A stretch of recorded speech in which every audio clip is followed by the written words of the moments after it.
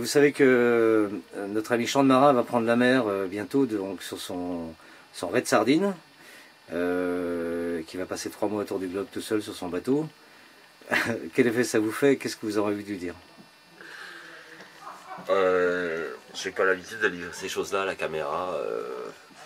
Mon pire cauchemar est en train de se produire. Je ne pensais pas qu'un jour Champ de Marin viendrait se mesurer à nous. Je crois que les autres ne sont pas tous encore au courant. En tous les cas, moi, ça fait 3 jours que je suis terré dans mon sous-sol ici. Je pense pas que je vais prendre mon sac pour aller jusqu'au Sable d'Olonne. Je pense que c'est foutu pour nous tous. Sean avait dit qu'il partirait vers d'autres horizons.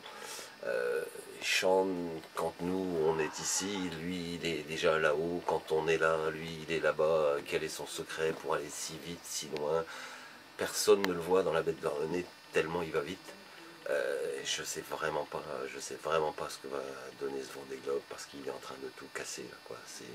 Ça sera Sean et les autres. Est-ce que vous pensez que sa boisson énergisante, la raid sardine, va l'aider à accomplir son parcours? C'est mon dernier espoir au niveau des instances fédérales.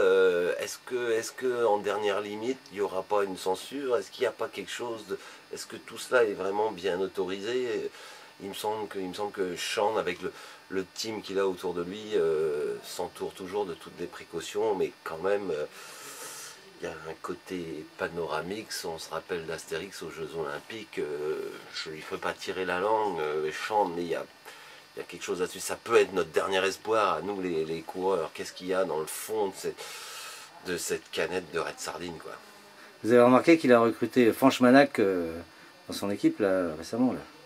Franchmanac, que j'avais essayé moi d'avoir dans mon team il y a quelques années, mais il était sous d'autres horizons, payé à prix d'or par Sean. De toute façon il ne pouvait pas résister à ça et il nous regarde à peine, nous, quand je pense que Franche, et j'ai entendu parler de, comment s'appelle-t-elle, Marie-Vonne Guichawa, derrière aux manettes aussi. Enfin bon, le dernier larron à cravate m'échappe, mais ce gars-là vient de l'hémisphère sud. J'en ai entendu parler 50 fois. Non, non, c'est un gros team, ils sont bardés de partout. Non, non, ce métier va passer une marche après le passage de Sean au Vendée Globe. Bilou, je te remercie. Ouais. Je t'en prie, je sais pas si vraiment ça vaut le coup, mais bon, on va essayer quand même, quoi.